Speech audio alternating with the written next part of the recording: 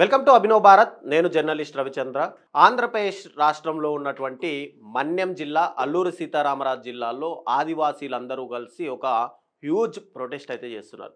కానీ ఈ ప్రొటెస్ట్ మనం ఎక్కడా కూడా మనం మెయిన్ స్ట్రీమ్ మీడియాలో కానీ, సోషల్ మీడియాలో కానీ వాళ్ళ బాధ అనేది ఎవరికి పట్టదు. ఎందుకంటే వాళ్ళు ఆదివాసీలు, గిరిజనులు ఏదో దూర ప్రాంతంలో మనకు సంబంధం లేకుండా నివసిస్తుంటారు కాబట్టి వాళ్ళ గురించి పట్టించుకునే నాదుడు ఉండడనే చెప్పుకోవాలి. అయితే వాళ్ళు ప్రొటెస్ట్ చేయడానికి మెయిన్ రీజన్ ఏంటంటే వాళ్ళకు సంబంధించినటువంటి ఆ అడవి సంపద కానీ, వాళ్ళ వనరులు కానీ, వారి అగ్రికల్చర్ ల్యాండ్లు కానీ అన్నీ కూడా పూర్తిగా గవర్నమెంట్ స్వాధీనం చేసుకుంటుంది. మా జీవనాధారానికి ఎక్కడా కూడా ఉపాధి లేకుండా పోతుంది అనే ఉద్దేశంతో వాళ్ళు ఒక ప్రొటెస్ట్ అయితే చేస్తున్నారు. దానికి కారణం ఏంటంటే ఆంధ్రప్రదేశ్ గవర్నమెంట్ తీసుకొచ్చినటువంటి ఏదైతే హైడ్రో పవర్ ప్రాజెక్ట్ అనేది ఒకటి గవర్నమెంట్ తీసుకొస్తుంది. దీంట్లో భాగంగా ముఖ్యంగా చూసుకుంటే కనుక చంద్రబాబు నాయుడు లీడర్షిప్లో ఇక్కడ హైడ్రో పవర్ ప్రాజెక్టుకి సంబంధించి పార్వతీపురం మన్యం డిస్టిక్లో ఒకటి పవర్ ప్రాజెక్ట్ అనేది ఒకటి తీసుకొస్తుంది. దాంట్లో ఎవరెవరికి ఇస్తున్నారంటే అదానికి ఒకటి, ఇక నవయుగ కంపెనీలకు వీటికి సంబంధించి మెయిన్గా ఈ కాంట్రాక్ట్లు అయితే కట్టబెడుతున్నారు. ఇక మరోవైపు షిరిడి సాయి కూడా దీంట్లో ఉంది. అది ఇండోసెల్కి సంబంధించి మనం అందరం కూడా రీసెంట్గా వినే ఉంటాం. ఆ ఇండోసోల్కు సంబంధించిన షిరిడి సాయి కూడా ఇందులో ఒక పార్ట్నర్షిప్లో ఉంది అని ఒక టాక్ వినిపిస్తున్నప్పటికీ కూడా ఎక్కడా కూడా దీని గురించి వాస్తవాలు రాకపోవడంతో ఇక అదాని నవయుగకు సంబంధించి మాత్రం వీళ్ళిద్దరూ కూడా దీంట్లో ఇన్వాల్వ్ అయిపోయారు అని చెప్పి మనకు ఖచ్చితంగా తెలుస్తుంది.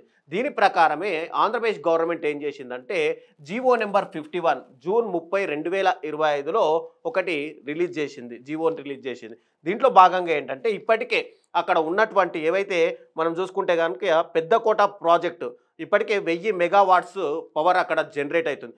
దాన్ని 1800 మెగావాట్స్కి సంబంధించి దాన్ని ముందుకు అంటే ఇంకా ఉత్పత్తి పెంచాలనే ఉద్దేశం ఒకటి. ఇక రైవాడ ప్రాజెక్టుకి సంబంధించి 600 మెగావాట్స్ ఏదైతే ఉందో దాన్ని 900 మెగావాట్స్ పవర్ని జనరేట్ చేయాలి అని చెప్పి ఇక్కడ ఆంధ్రప్రదేశ్ గవర్నమెంట్ ఒక లక్ష్యం అయితే పెట్టుకుంది. దాంట్లో భాగంగానే అటు అదానికి ఇక నవయుగకు సంబంధించి ప్రాజెక్టులను అయితే కట్టబెడుతూ వచ్చింది. అసలు ఈ హైడ్రో పవర్ ప్రాజెక్ట్ ఏంటి అంటే మనందరికీ తెలిసిందే.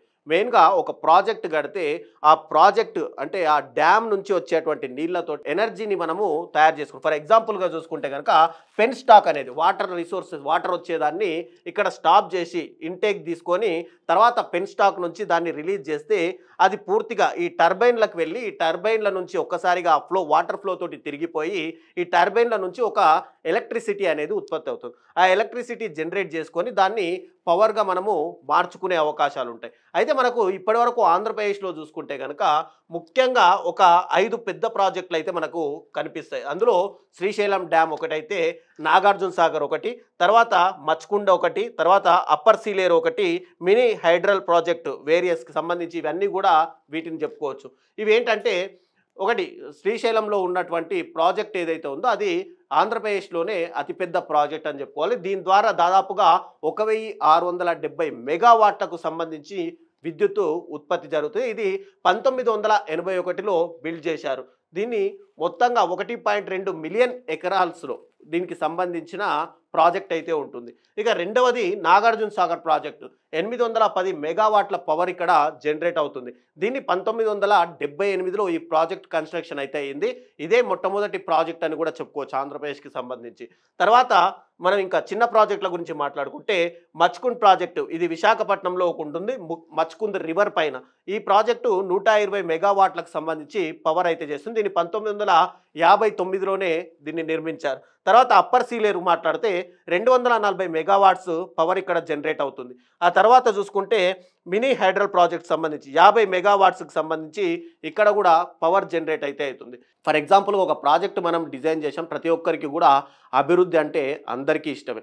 ఒక ప్రాజెక్ట్ వస్తుంది అంటే దాని ద్వారా ఒక డ్యామ్ పెట్టుకుంటే కనుక దాంట్లో డీటీ స్టోరేజ్ పెట్టుకోవచ్చు. అక్కడ ఉన్నటువంటి అగ్రికల్చర్ అంతా కూడా బాగుపడుతుంది. తర్వాత ఫైనాన్షియల్ గ్రోత్లు ఉంటాయి. అక్కడ ఉన్నటువంటి పంట పొలాలన్నీ కూడా మంచిగా సస్యశ్యామలంగా మారతాయి అనే ఒక ఉద్దేశం ఉంటుంది.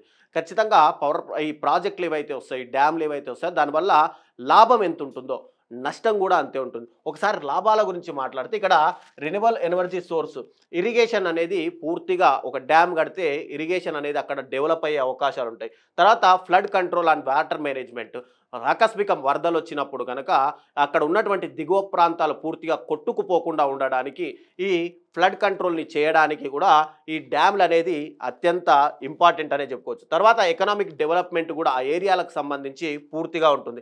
తర్వాత గ్రీన్ హౌస్, మనం గ్రీన్ హౌస్ మీద ఆధారపడకుండా అక్కడ ఎలక్ట్రిసిటీ కూడా పూర్తిగా ఉత్పత్తి చేసుకోవడానికి, ఇక్కడ మనం చూసుకుంటే కనుక విండ్ పవర్ కానీ ఎలక్ట్రిసిటీ పవర్, ఇలా పవర్ గురించి మాట్లాడుకుంటే ఎలక్ట్రిసిటీ పవర్ అంటే పూర్తిగా వాటర్ ద్వారా వచ్చేటువంటి పవర్ని ఇక్కడ జనరేట్ చేసుకునే అవకాశం ఉంటుంది. ఇంకా తర్వాత ఏదైతే పవర్ మనము అక్కడ జనరేట్ చేసుకుంటామో ఆ పవర్ని స్టోరేజ్ చేసుకోవడానికి కూడా ఇక్కడ ఫ్లెక్సిబిలిటీ అయితే దీంట్లో ఉంటుంది. తర్వాత ఇక్కడ ఒక డ్యామ్ ఉంది అంటే ఖచ్చితంగా టూరిజం కూడా అక్కడ చాలా వరకు డెవలప్ అవుతుంది. తర్వాత ఎనర్జీకి కూడా ఒక సెక్యూరిటీ ఉంటుంది అని చెప్పుకోవచ్చు. తర్వాత ఈ నష్టాలు కూడా అంతే, ఎంత లాభం ఉంటుందో ఒక డ్యామ్ కడితే అంతే నష్టం కూడా ఖచ్చితంగా ఉంటుంది. ఇక కమ్యూనిటీస్, డిస్ప్లేస్మెంట్ కమ్యూనిటీస్, ఒక ఏరియాలో డ్యామ్ కడుతున్నామంటే ఆ చుట్టుపక్కల ప్రాంతాలన్నీ కూడా పూర్తిగా ఇంపాక్ట్ అయ్యే అవకాశాలు ఉన్నాయి. ఎందుకంటే ఒక డ్యామ్ కడుతున్నామంటే ఒక నది ప్రవహిస్తుందంటే ఫర్ ఎగ్జాంపుల్గా ఆ నది ఖచ్చితంగా అటవీ ప్రాంతం వైపు నుంచే ప్రవహించే అవకాశాలు ఉంటాయి. కాబట్టి అక్కడ ఉన్నటువంటి హై ఇనిషియల్ కాస్ట్లు, దానికి సంబంధించిన అక్కడ ఉన్నటువంటి మినరల్స్ కానీ ఏవైనా సరే మొత్తం కూడా దెబ్బతినే అవకాశాలు ఉన్నాయి. ఇక జియోలాజికల్ రిస్క్, అడవి ప్రాంతం కాబట్టి ఆ అడవి ప్రాంతాలు మొత్తం కూడా ఖచ్చితంగా చెట్లను నరికేయాల్సి ఉంటుంది. ఇవి చాలా ఇబ్బంది ఉంటాయి. క్లైమేట్, ఇక్కడ అడవులను నరుకుతాం కాబట్టి క్లైమేట్ కూడా పూర్తిగా దెబ్బతినే అవకాశాలు.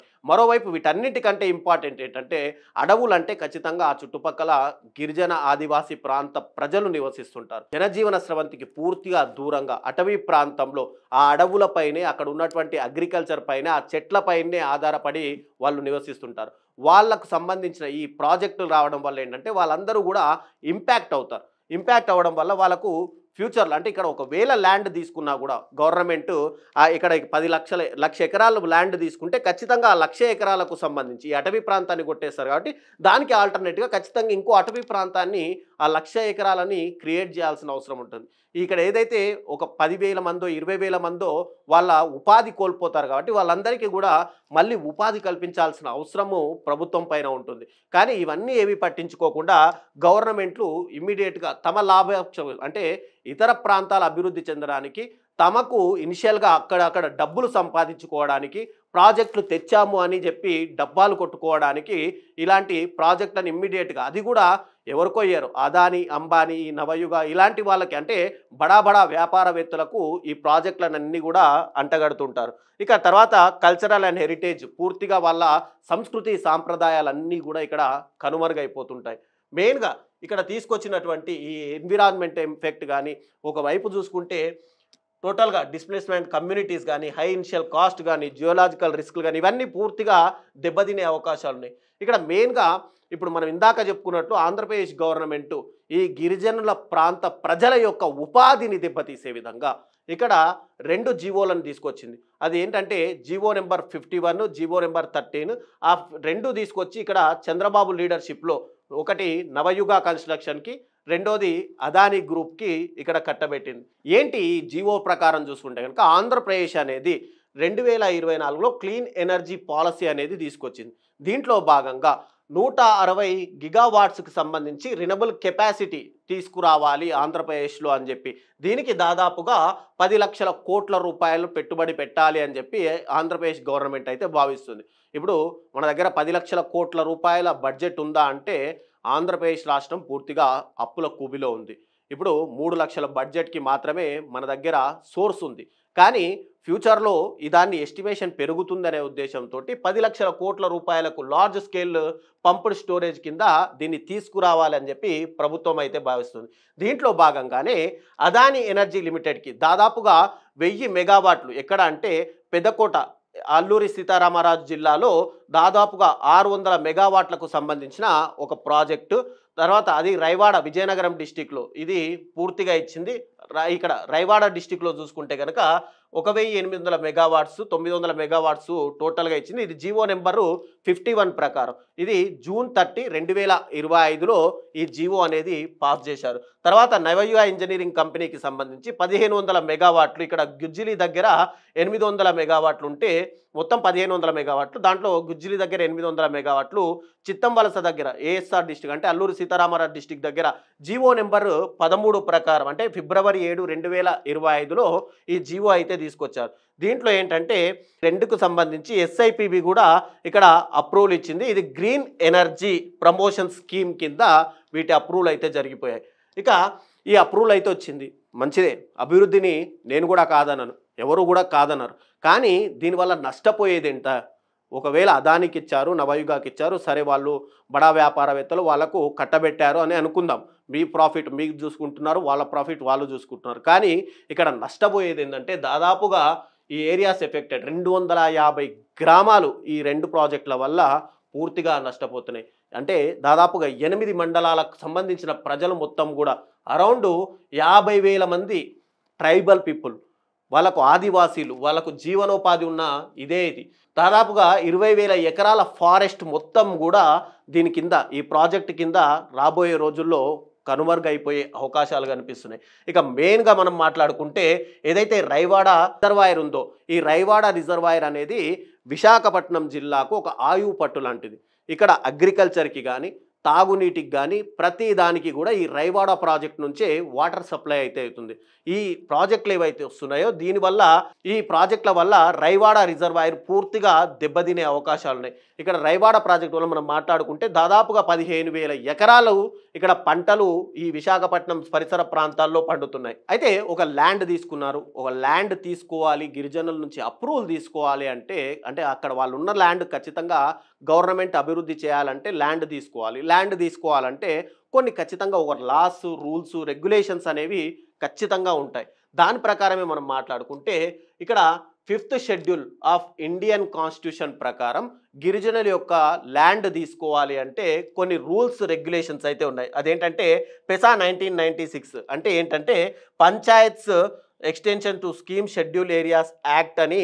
దీని ప్రకారం అక్కడ ఉన్నటువంటి ఈ గిరిజనులు ఎవరైతే ఉంటారో వాళ్ళలో అంటే దాదాపు మనం ఇందాక మాట్లాడుకున్నట్టుగా 250 గ్రామాలు, ఆ గ్రామాలకు వెళ్ళి అక్కడ ప్రభుత్వం తరపున అధికారులు అక్కడ ఒక గ్రామ సభను ఏర్పాటు చేసి ఆ గ్రామ సభలో అందరూ సమ్మతమే మాకు ప్రాజెక్ట్ ఇవ్వడానికి అని ఒప్పుకుంటే అప్పుడు అధికారులు అనేది అక్కడ ల్యాండ్ తీసుకోవడానికి మెయిన్గా ఉంటుంది. కానీ ఇక్కడ గవర్నమెంట్ ఏం చేసిందంటే ఈ పెసా యాక్ట్ ఇక్కడ ఇంతవరకు కూడా ఒక్క విలేజ్ మీటింగ్ కూడా కంటెస్ట్ చేయలేదు. తర్వాత forest rights acts 5th schedule ప్రకారం చూసుకుంటే కనుక ఏదైనా ప్రభుత్వ అధికారులు కానీ లేదంటే ప్రభుత్వం కానీ అక్కడ ఆ ప్రాంతాలకు వెళ్ళాలంటే అక్కడ ఈ యాక్ట్ ప్రకారం వెళ్ళడానికి రూల్స్ ఉండవు. వాళ్ళు గిరిజనులు, వాళ్ళ జీవనోపాధి దెబ్బతినకూడదు, వాళ్ళ కల్చర్, సంస్కృతి ఏది దెబ్బతినకూడదు. కాబట్టి కొన్ని ఫారెస్ట్ యాక్ట్లు అయితే ఉంటాయి. ఆ ఫారెస్ట్ యాక్ట్ ప్రకారం ఎవరు కూడా లోపలికి వెళ్ళడానికి రూల్స్ ఉండవు. కానీ ప్రభుత్వం తలుచుకుంటే ఎంత ఇమ్మీడియట్గా వెళ్ళిపోతుంది కాబట్టి వెళ్ళిపోయింది. తర్వాత 1/70 ల్యాండ్ ప్రొటెక్షన్ యాక్ట్ ప్రకారము ఇంతవరకు కూడా దాన్ని కూడా పూర్తిగా తుంగలో తొప్పారు. ఇక్కడ మనం ఇందాక మాట్లాడుకున్నట్టు ఈ రూల్స్ ప్రకారం నో గ్రామ సభ, తర్వాత ఇగ్నోరింగ్ కమ్యూనిటీ రైట్స్ కూడా ఇగ్నోర్ చేశారు. రికగ్నైజేషన్ అండ్ సెటిల్మెంట్ క్లైమ్స్ కూడా పూర్తిగా ఫెయిల్యూర్ అయిపోయాయి. తర్వాత ఏదైనా ఫారెస్ట్ తీసుకుంటే ఆ ఫారెస్ట్ ఇప్పుడు 1,00,000 ఎకరాలు తీసుకుంటే ఇంకో 1,00,000 ఎకరాలు వాళ్ళకు ఆల్టర్నేట్ చూపించాలి, అది కూడా పూర్తిగా తుంగలో దొక్కేశారు. కాబట్టి వీటన్నింటికి అగెనెస్ట్గానే ఇక్కడ ఉన్నటువంటి గిరిజనులు కానీ ప్రజలు కానీ పూర్తిగా ఒక పెద్ద హ్యూజ్ ప్రొటెస్ట్ అయితే చేస్తున్నారు. ఆ ప్రొటెస్ట్ ప్రకారం మాకు ఉన్నటువంటి ఇండ్లు పోయాయి, మాకున్నటువంటి ఫారెస్ట్ పూర్తిగా దెబ్బతింది, అగ్రికల్చర్ పూర్తిగా దెబ్బతింది అని చెప్పి ఇక్కడ ఎన్నో విలేజ్, ఫర్ ఎగ్జాంపుల్గా మాట్లాడుకుంటే మరికా కానీ, చింతలపూడి కానీ, చోడవరం కానీ, దేవరపల్లి లాంటి విలేజెస్ మొత్తం కూడా ఇప్పటికే జీరో స్థాపిత అంటే కనుమరుగైపోయాయి. అక్కడ ఒక విలేజ్ ఉండేదా అని మనం మాట్లాడుకునే పరిస్థితి ఇప్పుడు అక్కడ దాపురించింది. అయితే ఇక్కడ మనం ఫర్ ఎగ్జాంపుల్ విలేజెస్ చూసుకుంటే మరికవలస, చింతలపూడి, చోడవరం, దేవరపల్లి లాంటివి అక్కడ ఒక ఊర్లు ఉండేవా అనే పరిస్థితి ఇప్పుడు పూర్తిగా దెబ్బతినిపోయింది. అంటే వాళ్ళందరూ కూడా జీవనోపాధి కోల్పోయి రోడ్ల మీదకి వచ్చేసారు. కానీ ఎక్కడా కూడా మెయిన్ స్ట్రీమ్లో కానీ ఎక్కడా కూడా వాళ్ళ బాధలు ఎవరూ చూపించట్లేదు. ఎందుకంటే అదాని, అంబానీ, లేదంటే నవయుగ, లేదంటే చంద్రబాబు, పవన్ కళ్యాణ్ లాంటి బిగ్ పొలిటికల్ లీడర్స్ ముందు వాళ్ళ పరిస్థితి అనేది పూర్తిగా చిన్న స్థాయి కాబట్టి వాళ్ళని చూపించడానికి కూడా ఎవరు ఇష్టపడరు. ఇక తర్వాత లోకల్ ట్రైబ్స్ అందరూ కూడా ఈ జీవో నెంబర్ 51ని, GO number 13 and GO number 2ని క్యాన్సిల్ చేయాలి అని చెప్పి వాళ్ళు హ్యూజ్ ప్రొటెస్ట్ చేస్తుంటే ఇక్కడ ప్రభుత్వం మాత్రం పట్టించుకునే పరిస్థితి లేదు. వాళ్ళందరూ కూడా ఒకటే అడుగుతున్నారు. ఏంటంటే మన దేశంలో ఎలా ఉంటుందంటే దౌర్భాగ్య పరిస్థితి ఏంటంటే ఇక్కడ ప్రభుత్వమే చట్టం తెస్తుంది, ప్రభుత్వమే ఆ చట్టాన్ని మార్చేస్తుంది. కానీ వేరే దేశాల్లో చూసుకుంటే ఒక చట్టం తెచ్చారంటే ఆ చట్టం ప్రకారం రూల్స్ అండ్ రెగ్యులేషన్స్ అనేది ఉంటుంది. మన దగ్గర చట్టము మనమే తెస్తాం, ఆ చట్టాన్ని మనమే అతిక్రమిస్తాం. కాబట్టి అలాంటి రూల్స్ మాకొద్దు, ఏవైతే ఇంటర్నేషనల్ రూల్స్ ఉన్నాయో ఆ రూల్స్ ప్రకారం చట్టాలు తెమ్మని చెప్పి ఆ ట్రైబల్ పీపుల్ మొత్తం కూడా వాళ్ళు రిక్వెస్ట్ చేస్తున్న పరిస్థితి ఉంది. ఇక ఫర్ ఎగ్జాంపుల్గా మనం మాట్లాడుకుంటే కర్ణాటకలో ఒక ఏరోస్పేస్ కంపెనీ తేవాలి అన్నప్పుడు ఆ ఏరోస్పేస్ కంపెనీని అక్కడ పెట్టవద్దు అని చెప్పి ఇక్కడ దేవనహల్లికి సంబంధించిన, అంటే కర్ణాటకలో దేవనహల్లికి సంబంధించిన ఫార్మర్స్ అందరూ కూడా ఒక హ్యూజ్ ప్రొటెస్ట్ అయితే తీసుకొచ్చారు. ఆ ప్రొటెస్ట్ ద్వారా అక్కడ కర్ణాటక గవర్నమెంట్ ఆ ఫ్యాక్టరీ అంటే ఏరోస్పేస్ కంపెనీని అక్కడ లేకుండా చేస్తే ఆ ఏరోస్పేస్ కంపెనీ ఏదైతే వాళ్ళకు దెబ్బతింటుంది, వాళ్ళ జీవనోపాధి అని వద్దన్న వాటిని ఇక్కడ మన మంత్రులు మాత్రం ఆహ్వానిస్తున్నాం. మీరు రండి, మీకు 99 పైసకు మీకు ఎకరం ఇస్తాము, మీకు వాటర్ సప్లై ఇస్తాము, మీకు పవర్ సప్లై ఇస్తాము, సబ్సిడీలు ఇస్తాము, ప్రతిదీ ఇస్తాము. అంటే ఇక్కడ ప్రభుత్వాలు మాత్రం అక్కడ అంతగా గవర్నమెంట్ ఇంపాక్ట్ అవుతుంది అని చెప్పి వాళ్ళు ప్రజలు దెబ్బతింటారని చెప్పి వాళ్ళు వద్దంటే మనం మాత్రం ఇక్కడ మన ప్రజలు ఏమైపోయినా పర్వాలేదు, మీరైతే రండి, మీకు సబ్సిడీలు ఇస్తాము అని చెప్పి మాట్లాడుతున్నాయి. అయితే ఇక్కడ టోటల్గా 2025 జూలై 29న ఇక్కడ అదానికి సంబంధించి పార్వతీపురంలో ఇచ్చినటువంటి ఏదైతే జీవో ప్రకారం ఇచ్చినటువంటి ప్రాజెక్టుకి క్యాన్సల్ అయ్యింది అని చెప్పి ఒక్కొక్క వేరియస్గా కొంతమంది మంత్రులు బయటికి వచ్చి మాట్లాడుతున్నారు. నిజంగానే ఈ జీవో నెంబర్ 51లో కానీ జీవో నెంబర్ 13లో కానీ ఏముంది అసలు అంటే జీవో నెంబర్ 13 అనేది 7/2/2025లో ఇచ్చారు.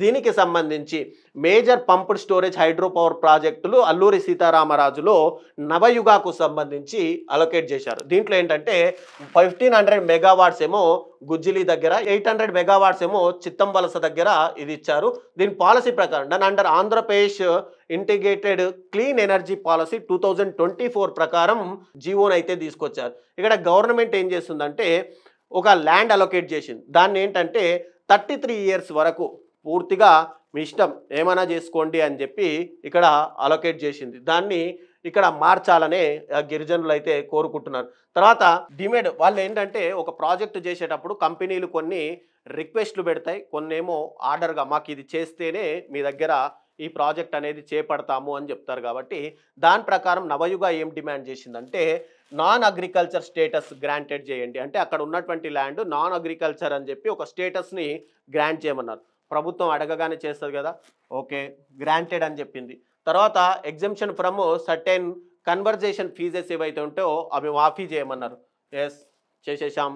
తర్వాత వాటర్ సెస్ ప్రాజెక్టుకి సంబంధించి వాటర్ సెస్ ఏదైతే ఉంటో అది కూడా క్యాన్సిల్ చేసేశారు.